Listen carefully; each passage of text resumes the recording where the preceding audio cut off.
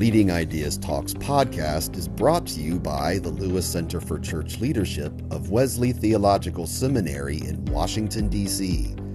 Subscribe free to our weekly e-newsletter, Leading Ideas, at churchleadership.com/leading ideas. Leading Ideas Talks is also brought to you by Discovering God's Future for Your Church. This turnkey video toolkit helps your congregation discern and implement God's vision for your church's next faithful steps. Learn more and watch an introductory video at churchleadership.com/vision. And remember to stay up to date with the latest church leadership strategies and information. Please like and subscribe to this channel and click the bell icon to get updates for new videos. How do we lead faithfully in a world that's changing faster than the church ever expected? In this episode, Lewis Center Director Jonathan Page speaks with Karen Stewart, a seasoned ministry leader and project director at the Hub for Reimagining Ministry at Wesley Theological Seminary. Together, they reflect on Karen's 30-plus years of pastoral and nonprofit leadership experience, her passion for intergenerational faith formation, and the opportunities and challenges facing today's church. Well, hey there, friends. My name is Jonathan Page. I'm the director of the Lewis Center for Church Leadership at Wesley Theological Seminary, and it is my joy to welcome you to another episode of Leading Ideas Talks. This is a podcast where we engage in conversation about church leadership, telling stories about leadership, and learn more about what's happening in the life of local churches and how we can best be resourcing leadership in the local church. And so today I am excited because I'm joined by a very special guest. I'm joined by Karen Stewart. Karen is a part of the team at the Hub for Reimagining Ministry at Wesley Theological Seminary. And what I'm really excited about is that Karen, we're doing this fun experiment where Karen is also joining our team at the Lewis Center for Church Leadership. She's going to be helping a lot with the development of content for our newsletter and our podcast. And we're going to do this experiment to see if we all play nice together and if we can all work together. And hopefully this is more than an experiment, but we're excited for just what's ahead. And I was excited that Karen had some time to be able to come on and talk a little bit about her background and just introduce herself to the wider Lewis Center audience. So Karen, welcome. It's good to have you. Thank you. It is great to be here. I'm excited about this experiment as well. It's always fun. Like, if you had told me, do you ever have those moments like when you first felt that call to ministry, whatever it would have looked like? I think about, like, for me, it was an altar call experience. And so there are moments where I'm like, okay, would I have actually walked down that aisle if I had known what I know now, kind of thing. And That is the question. If we knew. Hindsight is always 2020. And if the Lord would show us, now this is what it's really going to look like, would make us really say to ourselves, am I really going to answer the call or am I going to go the other direction? Right. And so, like, one of the thinking of ministry as like a lab, I was in high school. I had to do like biology labs. I didn't like labs back then. Now I really like them a lot. I like experiments and I like testing things out. And I'm especially excited to be able to test this out with you, Karen. You bring just a ton of background and experience, and I wonder if you would just tell our listeners a little bit about kind of who is Karen? How did you get here? Tell us. You don't have to go with your whole life story, but just your life and ministry and kind of how you've come to this point. Thank you. And I'm saddened you don't want to know my whole life story. Well, I do want to know your whole life story. I'm mindful of time. That's all. Yes. So I'm located in Phoenix, Arizona. I've been in Phoenix, Arizona. I claim it as a native. I've been here since the third grade. And so as you all are digging out of the snow in Washington, D.C., we're over here shoveling sunshine. The challenge is the summer is coming and our shovels will melt because it will be so hot. But I come with about over 30 years of ministry experience in the local church. With a pastoral background, I have done everything in the church from except being the custodian or the senior pastor. And the truth is, if you work at the church, everybody is the custodian. So the only role I have not had is that of being the senior pastor. But I've worked my way up the ranks. I was homegrown. The church that I was a member of made an investment in my education with no strings. I didn't have to stay at the church, but because they invested and I love the church, I've been there and spent over 30 years in ministry there. And I've done, like I said, everything. So my last position was the executive director of ministries, which is very similar to the senior pastor. I had a counterpart. I was over ministries. I had a counterpart who was over the operations. And I gave oversight to everything the church did ministry wise. I have been in the evangelism department. I cut my teeth in ministry in the children and youth department. I think most of us, that's kind of where we get started. I was the first executive director to the nonprofit affiliated with the church. I did that for 5 years. I was the first woman who served as the executive director of ministry there. And that gave me insight into nonprofit management. It gave me insight into how churches run because I've done everything there. And so I gave oversight to the marketing department. We had a footprint online already, but when COVID came, it was the development of all of the online content that we would have to keep our members engaged. So I've done everything from the very smallest thing to event planning to everything.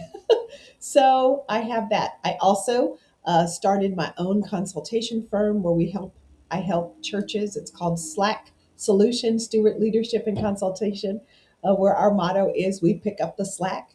And we help churches to think about their mission and vision and values, ministry structure, staffing structure, even if they're going to start a nonprofit in their organization to walk alongside the church ministry.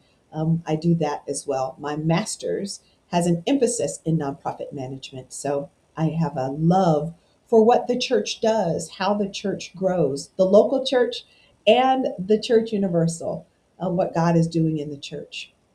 So as I was looking to retire from ministry and move on to what God would have me to do next, um, I landed upon an application for Wesley, the hub at Wesley, DC, now the hub for reimagining ministry. And I looked at that and said, this is something I could actually do. So I retired in November 2 years ago, 3 years ago. And then I started with the Wesley in March, and I will be at Wesley now at the hub for about 2 years next month. So it's been a wonderful ride. I enjoy ministry a great deal and love God's church. So I think our listeners are probably able to hear uh, there's a reason why we want to work with you because you've done a couple things and you've got this background that has all this varied experience and one of the things I love is this ability to partner with the Hub for Reimagining Ministry because so much of the work that y'all are doing is related to innovation in the church and for me it's really challenging to decouple the concept of leadership from the concept of innovation. The two feel like natural partners. I'm wondering if you can talk a little bit about sort of your specific role at the hub and the ways that you're integrating your ministry experience into that work that you're doing alongside churches in that innovative capacity. I would love to talk about the hub. The Hub for Reimagining Ministry has been around since about 2016. It started because it got a grant from Lilly Foundation to do some work. And that just kind of started this trajectory that we find ourselves on as we turn 10 this year. We work with pastors and churches and ministries, young adults, um, as we all think about how we can do ministry differently. We always know that the message remains the same, but as our times change, the way we do ministry has to adapt so that we can remain not relevant, because sometimes that's really a buzzword, but just kind of in front of it all so that we can do God's work amongst the people in the communities and the culture that we find ourselves in.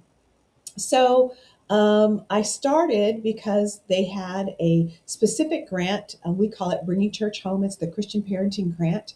And it was thinking about walking alongside churches, about children's faith formation at home. Many times we give the reins of faith formation to the children and youth minister at church. And so that we can have a little bit of respite as we meet God for ourselves in adult worship, where we send our children over to children and youth worship. And this was rethinking what that looks like and giving parents and caregivers and guardians the baton back to say and to remind them that children really form their faith best when they do it in community with you, not somewhere else. It has its place, but it sticks better when they do it in community with you because they watch you. They learn how to navigate faith by watching you and how you navigate faith. And so that's where I started. Now that has um, blossomed into not only overseeing that grant, but also giving oversight to the grant for intergenerational worship, and moved from just being a program director to now being one of the two directors of engagement and programs for the Hub at Wesley. So as we expand our work, my responsibilities have expanded. And because I have a background in that, I cut my teeth in children and youth ministry. I currently serve on the Evangelism and Discipleship Commission for the Baptist World Alliance, and I serve as the faith seat for First Things First here in Arizona, which looks into early childhood development. We say if you're ready for college, kindergarten, you're ready for kindergarten, you're ready for college. And if you're not, you're always playing catch up throughout the years.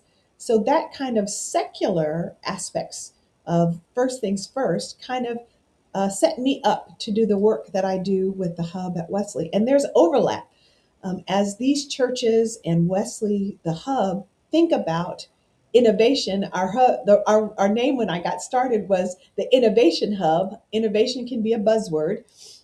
Now we're talking more about how can we reimagine ministry in the culture and context. But we're creating tools and thinking about getting those tools out to churches. And we walk alongside leaders in churches, lay leaders and pastoral leaders. And that's the work that the Lewis Center has been doing. So there is a wonderful overlap, and being able to bridge the gap to see how these two centers of excellence can work together is very exciting to me.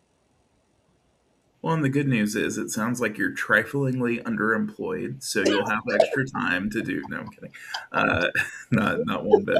I'm going to be fascinated to see how we fit all of these pieces together. But what strikes me as really meaningful about what you've just shared is there is so much natural collaboration in the space already, and kind of where we see things like the work of children's ministry, the work of intergenerational worship, and sort of how we're designing leadership in a way that promotes that kind of activity in the life of churches, that promotes that kind of relational space. I guess I'm curious for you, Karen, as you think about sort of all of these different touch points, what you're currently doing with the Hub, kind of where your experience has led, and the lens through which you see church leadership. What are some of the spaces that you would look at and say, gosh, this feels like something we need to pay attention to as leaders, and whether that be something that's an opportunity for church leaders or a gap that needs to be addressed in the life of local church leadership? Ironically, what I'm going to say is probably not anything new. We know the landscape is changing. The times that we are living in are tumultuous, but those are opportunities. It's nothing the church hasn't faced before. We know we used to be fascinated with millennials. Well, now millennials are adults who have had children, and now we're talking about Gen Alpha and these other generations that are coming, and how they are so connected with technology. AI is almost a mainstay, and for people in my generation, we remember the Terminator, and we knew that there was a date that AI was going to come alive and it was going to be the demise of our world. Well, we find ourselves living in that as a reality. And AI is creeping into every aspect of the church. Not bad, not good, just our reality. So it's something that the church needs to be aware of and to think about, what does that mean for the way I do ministry and how I reach this new generation where this is a mainstay in our lives.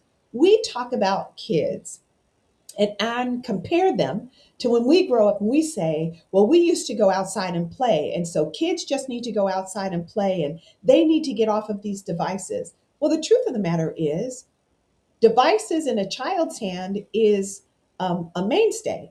They don't know a life without cell phones. I remember life without cell phones. They don't.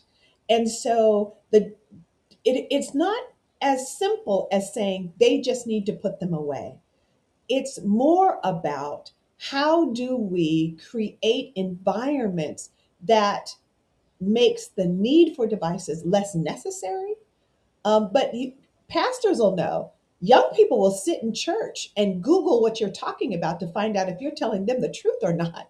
So it is shaping everything that we do. So that's new on the landscape. We used to talk about the nuns, those who are disaffiliated with the church. Well, what used to be new isn't so new, and now the nuns are having children. So there's a generation out there that, like in Joshua, knows not the Lord, right? They have not been raised in an atmosphere where at least somebody had gone to church. Now they've got parents who disaffiliated and they've never been to church. So these are new mission fields that the church has to wade into the waters of. I think you're right. And I think the way that we wade into those waters is important too. It's this weird, as I reflect on this, it's this interesting combination of having the humility that we don't have all the answers alongside the confidence that perhaps the strongest answer to all of this is finding the love of Christ that's dwelling deeply within each person. And so, how you hold that intention is really, really fascinating to me, and maybe leads in a circuitous way to kind of my next question for you, which is, you hold intention as a leader, as someone who's also, you've got a family and you're able to, you have a life right, that you're living. What are some of the strategies that you've developed over your career for sort of that, I hate the phrase work life balance, because I don't think you can fully separate, especially something that's your vocation, from your life. But I guess maybe a question is what does play look like for you, and how do you integrate that space for restful ideation, contemplation, all of that sort of thing in with the busyness of your leadership life? So whenever I hear the term balance, especially work and life, the imagery that comes up is a teeter totter. So this is going way back. I am dating myself, telling everybody my age, but I reflect on a teeter totter.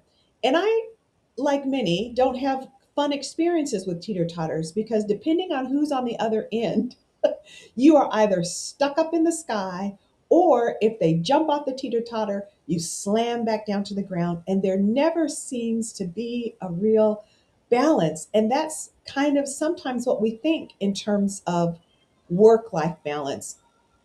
The truth is, just like on teeter totters, you have to be intentional. You have to be intentional about your work and how much work you are doing, and then the rest of your life, which can be a lot of things. If you are a parent raising children, you've got not only your schedule, but you've got children who are all over creation doing sports and after school activities and other sorts of things. And that doesn't even talk about the things that feed your soul. So the word that always comes to mind is being intentional. The funny thing is, my husband and I, we are intentional about date nights. We put them on the calendar.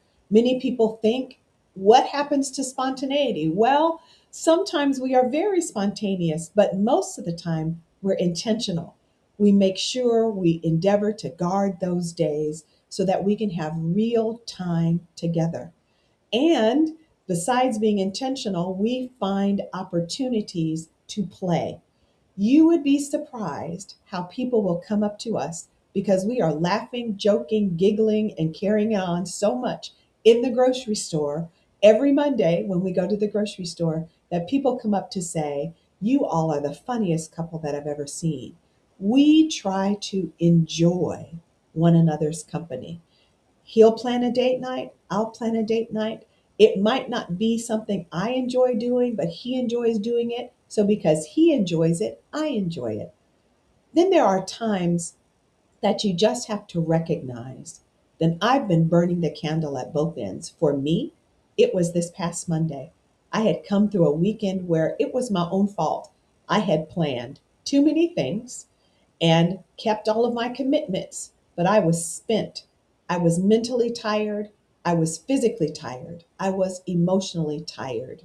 And I knew on Monday night I had some things, some work things that I needed to spend some extra time on. But I purposely said, I'm taking a break. And my daughter, who lives near me, was cooking dinner. So I called her up and said, I'm coming over to eat. So I wouldn't have to cook and I wouldn't have to do dishes and I could enjoy my grandchildren. And that 3 hours of respite helped feed my soul. It gave me time with my family and it reinvigorated me because I knew the stuff I missed on Monday was going to catch me on Tuesday. But I was more mentally prepared to do that. So I think we have to just say sometimes, I got to stop, take a break and breathe, and then we can get back in with fresh eyes and fresh brains. So so much wisdom there, because the work of leadership isn't going to observe our need for pause and say, oh, let's just stop for a little while, right? Like it will always be there for you. And I just, it can be a buzzword, but that word intentionality that you used, of, when you have intentional actions, that tends to lead to intentional results, right? You can't, if you say, hey, I want this particular outcome, but I'm just going to let it all happen at random. Well, don't be surprised when that outcome doesn't come to fruition, because you've just randomized your entire life. I do have to say, on the teeter totter thing, you mentioned the terribleness of it. You failed to mention that I have not ever been on a teeter totter that was made of a substance other than metal, and the real pain of a teeter totter is just the burnt rear end. That is, You don't have to tell me. I am in Arizona and our teeter totters are always metal and they were always hot. I think that's why there's no more teeter totters. And the other thing that was on the playground was that thing you would spin on and you would see kids flying because they would get to running and spinning so fast. it's just, I Back mean, in the day, everybody had dirty knees and scraped up hands it's from the I, playground. and now I have a 4 year old who's starting to go to these playgrounds, and I'm observing, like, okay, what is he playing on that, like, one day we're gonna look at and be like, how did we let our kids play on that, and that sort of thing. But anyways, that's all in good fun. So the reason I wanted to bring up the teeter totter piece, though, is I do kind of want to put you on the hot seat a little bit. Uh, see, that was a little uh, surprise. So what's so we talk about intentional outcomes, right? Um, when you think about this season of leadership for you, um, working with the hub, this experiment with the Lewis Center, what is the fruit that you expect to come from your leadership in this season of your life? And then what are you doing to make that a reality? Oh, not a simple question. I, I told you, hot seat. Like, I was using the chance to, like, let's get real here. Let's see if I can unpack the question. Okay, let's take it in two parts. Ask me the first part one more time. Okay, sure. So when you think about this season of your life in ministry, right? Like, you've kind of gone from retirement into the space of working with the hub. Now you're working with the hub and the Lewis Center. What is the fruit that you most expect to come from this season of ministry leadership? And then the second part is, and what are you doing to make that a What reality? am I doing to make it?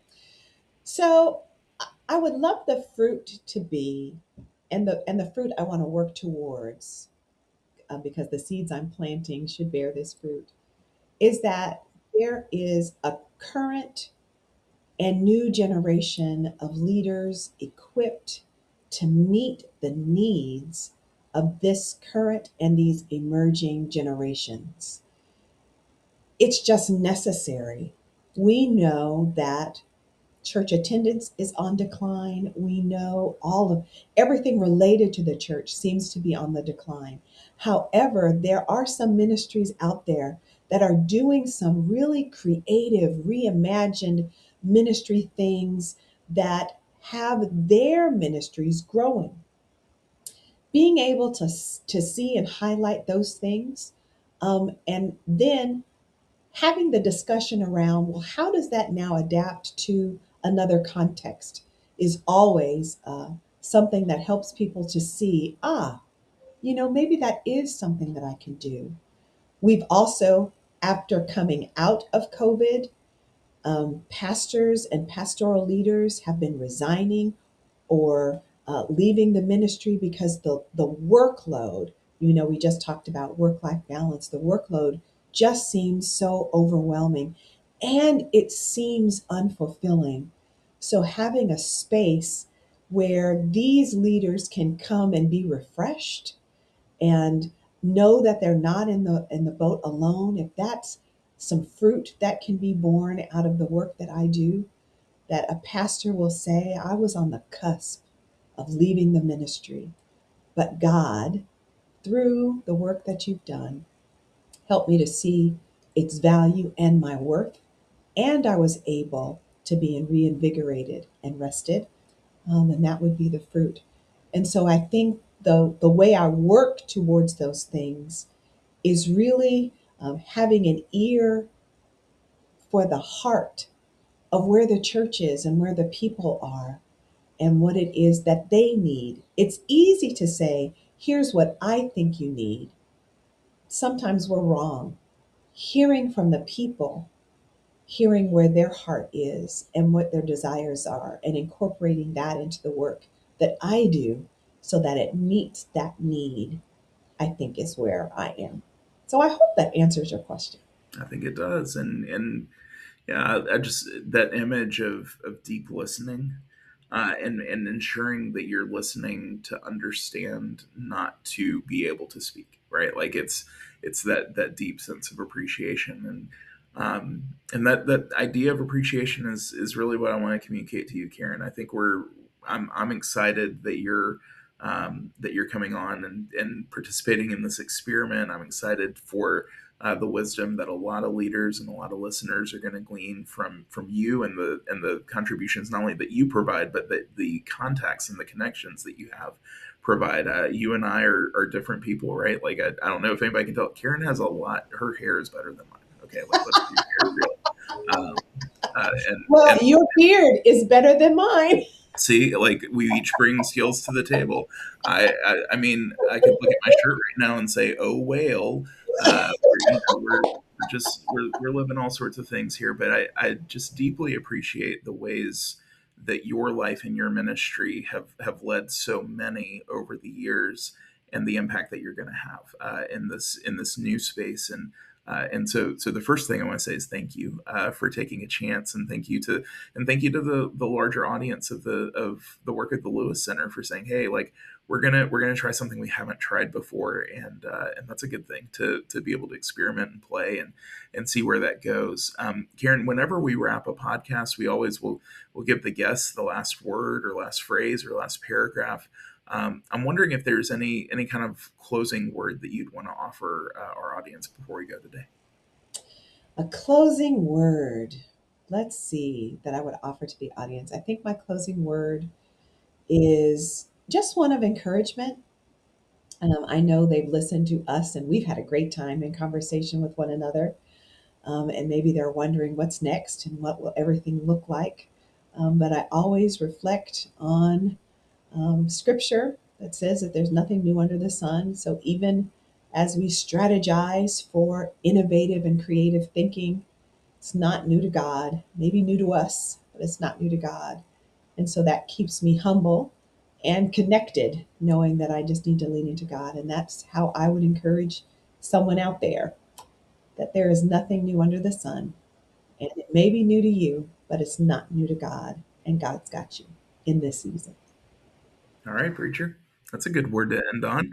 Uh, and also just incredibly ironic that whenever we talk about the idea of leadership and innovation, and we have to be reminded that yeah, there is nothing new under the sun, right? Like we are uncovering what God is up to, right? Like, but God's activity is not bound by our activity, and that's there's some unique comfort in that and unique joy in that, and now it's really about how do we get out there and how do we take next steps and live this life of ministry leadership together. So Karen, I'm excited for this. I'm excited for what's ahead, and I am really grateful to you, grateful to the hub and the team there, and grateful to our Lewis Center team, and excited to see what's next. So thanks for being a part of the podcast, and let's get to work. That's right. I'm excited about the opportunity. So thank you, Jonathan. All right. You be well. Everybody be well. And we'll be back with another episode real soon. God bless. Thanks for joining us for Leading Ideas Talks. Please like and subscribe to this channel and click the bell icon to get updates for new videos.